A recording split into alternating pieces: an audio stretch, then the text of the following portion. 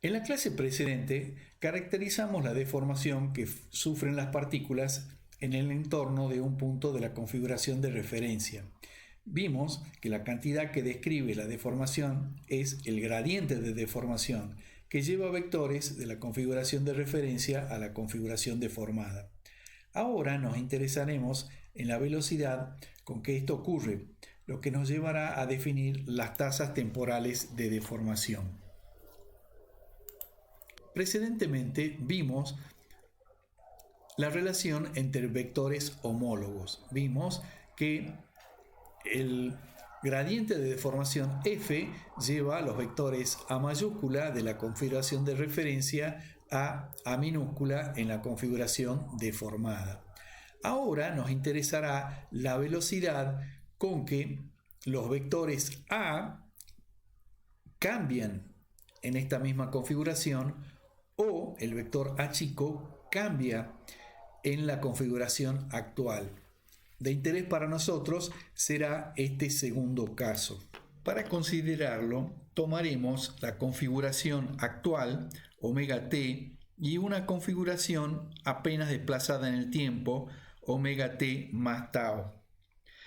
Las partículas son llevadas de una configuración a la otra por la función historia cinemática, ahora entre los instantes t y t más tau.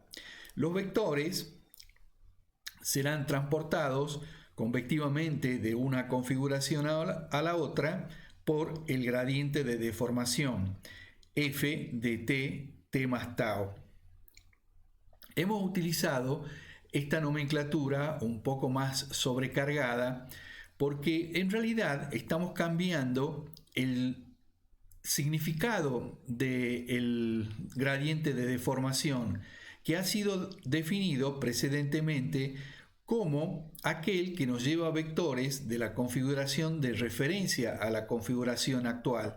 Y nosotros estamos trabajando ahora desde la configuración actual hasta una configuración desplazada apenas en el futuro. Podría haber cambiado el símbolo f, pero solamente lo vamos a dejar con el mismo símbolo y vamos a utilizar esta nomenclatura. Entonces, la relación entre los vectores homólogos entre omega t y omega t más tau será a de t más tau será igual a el gradiente de deformación entre t y t más tau aplicado al vector a en la configuración actual. Nosotros queremos calcular la rapidez con que cambia el vector a. Esto será la derivada de a con respecto al tiempo, o en la notación preferida por Newton, con un punto arriba del vector, será a punto. Entonces, teníamos ya la relación entre los dos vectores. Para calcular la derivada, o sea, a punto, tendremos que la derivada de a entre t de t más tau con respecto a d tau, para t tendiendo a 0, o t igual a 0, será igual, atendiendo a cómo transforma el vector a t, a la derivada con respecto a tau de f de t y t más tau aplicado a t, evaluado en t igual a 0. Como a no depende de tau, resulta que a punto será igual a la derivada de f con respecto a tau, evaluado en tau igual a 0, aplicado a a. A esta cantidad le llamaremos f punto, y como la estamos evaluando para tau igual a 0, será f punto de t. Tendremos entonces f punto de t aplicado a de t, y eso nos dará a punto de t. O, más compacto, a punto igual a f punto por a. F punto se denomina tasa temporal de deformación local, porque estamos en la configuración actual. Como toda matriz o tensor, tiene una descomposición aditiva. Hagamos una digresión para repasar la decomposición aditiva de un tensor. Todo tensor se descompondrá en su parte simétrica, el el supraíndice S indica simetría y en su parte antisimétrica el supraíndice A indica antisimetría. La parte simétrica es el promedio del tensor más su transpuesta, y como es simétrica tendremos que TS es igual a TS transpuesta. La parte antisimétrica es un medio de T menos T transpuesta, y como TA es antisimétrico será igual a TA transpuesta menos. Ahora bien, como estamos yendo de T a T más tau y estamos haciendo que tau tienda a 0, el gradiente de deformación resultante será f de tt. En este caso, el vector A no se habrá deformado, de manera que f de tt tiene que ser igual a la matriz identidad. Pero f de tt lo podemos escribir por el teorema de descomposición polar por R de tt y U de tt, y hemos dicho que eso es igual a la matriz identidad. Como A, tenemos que A es igual a I por A, o sea, A es igual a A, quiere decir que no se contrae ni se extiende por la aplicación de F, tampoco puede hacerlo por la aplicación de U. Entonces tendremos que U de tt tiene que ser igual a la matriz identidad.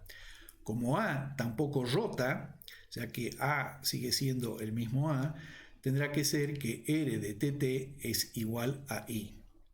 Ahora podemos escribir F punto, la tasa temporal de deformación, en términos los tensores R y U de la descomposición polar. Entonces F punto será la derivada de R por U. Ahora, esto es un producto, de manera que aplicando la regla de derivación del producto tendremos R punto por U más R por U punto. Pero acabamos de decir que U y R son la matriz identidad. Entonces tendremos que F punto es igual a R punto más U punto. Como U es simétrico, su derivada U punto también lo es. Entonces U punto es simétrico. Como R es una rotación propia, cosa que habría que demostrar, R por E transpuesto es igual a I. Es decir, R es igual a R transpuesto igual a la matriz identidad. Si nosotros derivamos R por R transpuesto, que hemos visto que es igual a la matriz identidad, y la derivada de la matriz de identidad, como sus elementos son constantes, es igual a 0, tendremos, aplicando la regla del producto, tendremos R punto por R transpuesto más R por R punto transpuesto. Pero R transpuesto es igual a la matriz identidad, de manera que tendremos R punto por I más I por R punto transpuesto será igual a 0. Nos queda que R punto más R punto transpuesto es igual a 0. O sea que R punto es igual a menos R punto transpuesto, es decir, R punto es antisimétrico. Se concluye entonces que la tasa temporal de deformación se descompone aditivamente en su parte simétrica y antisimétrica. Además, F punto, como vimos, es la derivada con respecto a tau de F. Ahora, F es el gradiente de la historia cinemática F. Entonces tendremos que F punto será la derivada con respecto al tiempo del gradiente de F. Invirtiendo el orden de derivación, nos queda que el gradiente de F será igual a la derivada parcial de F con respecto a tau. Ahora, esto no es otra cosa que la velocidad en la configuración actual. Entonces tendremos que F punto es igual al gradiente de B. Entonces, el tensor tasa temporal de deformación F punto es igual al gradiente de velocidad. Vimos que la tasa temporal de deformación se descompone aditivamente en sus partes simétricas y antisimétricas.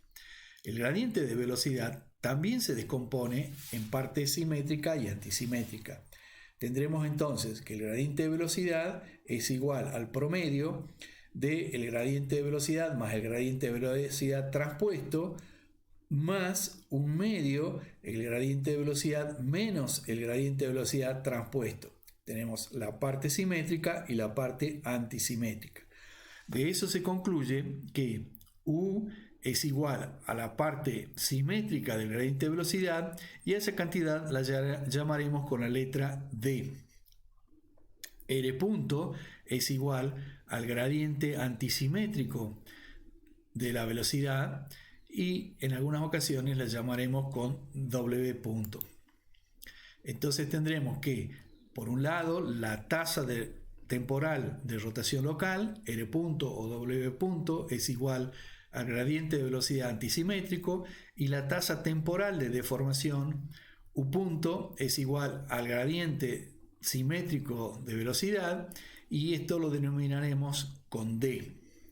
El tensor tasa de rotación local, R punto igual a W punto, está asociado a la vorticidad. La vorticidad es el doble del pseudovector dual del tensor tasa de rotación local. Un pseudovector dual es un pseudovector asociado a un tensor antisimétrico.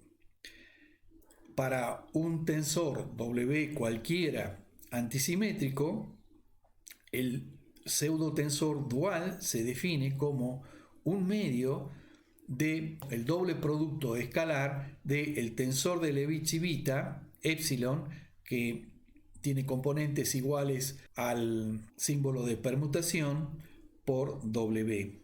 Entonces, la vorticidad W se define como 2 veces el dual del vector antisimétrico, que en este caso sería omega punto. Entonces tendría menos el tensor de Levi-Civita, doble producto escalar por W punto. Se puede demostrar por la asociación que tiene W con el gradiente de velocidad que eso es igual al rotor de la velocidad.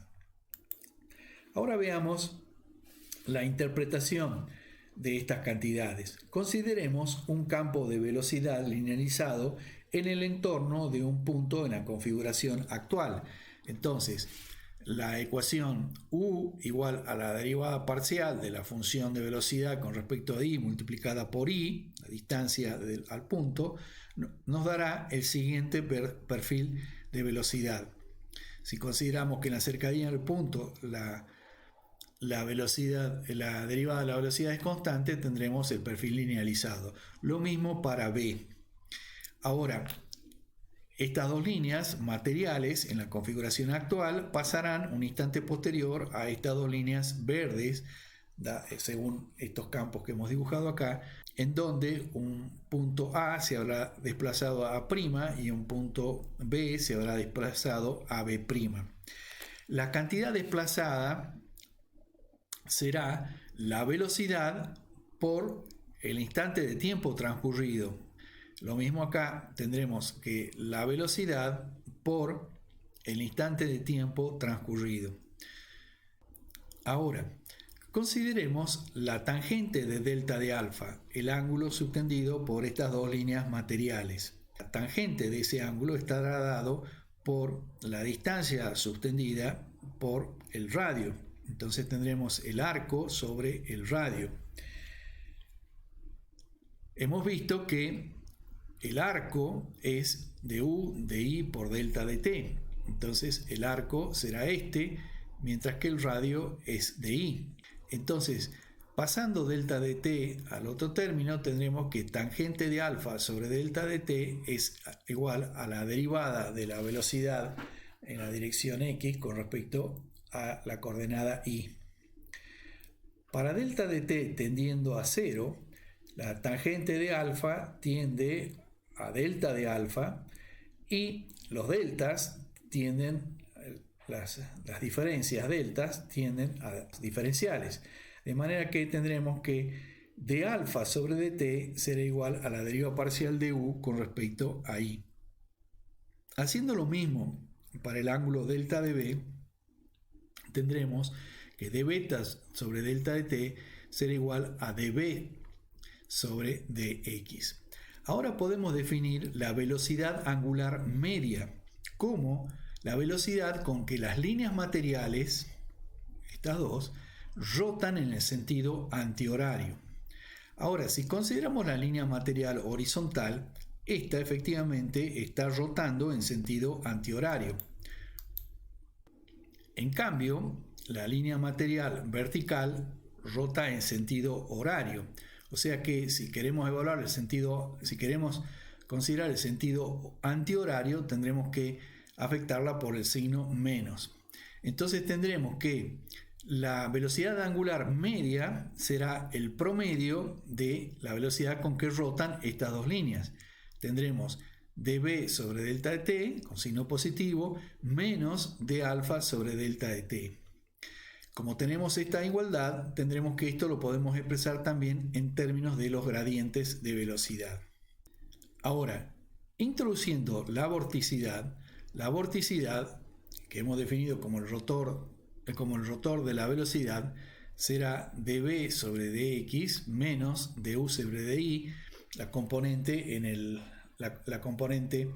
normal al plano, que es la única que cabe en un movimiento bidimensional como el que estamos analizando.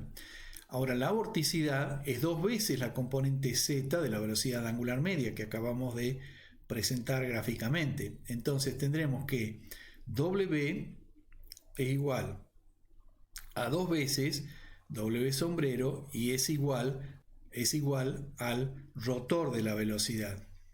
Como los resultados fueron obtenidos del perfil linealizado, tienen validez local. Ahora bien, la velocidad con que cambia el ángulo entre las líneas materiales, es decir, la velocidad con que el ángulo entre las dos líneas materiales rosadas cambia a medida que se vuelven verdes, será la suma de las velocidades con que cada una de ellas se desplaza. Tendremos que la derivada parcial de beta con respecto al t más la derivada parcial de alfa con respecto de t será igual a la derivada parcial de la velocidad en y con respecto a x más la derivada parcial en x con respecto a y.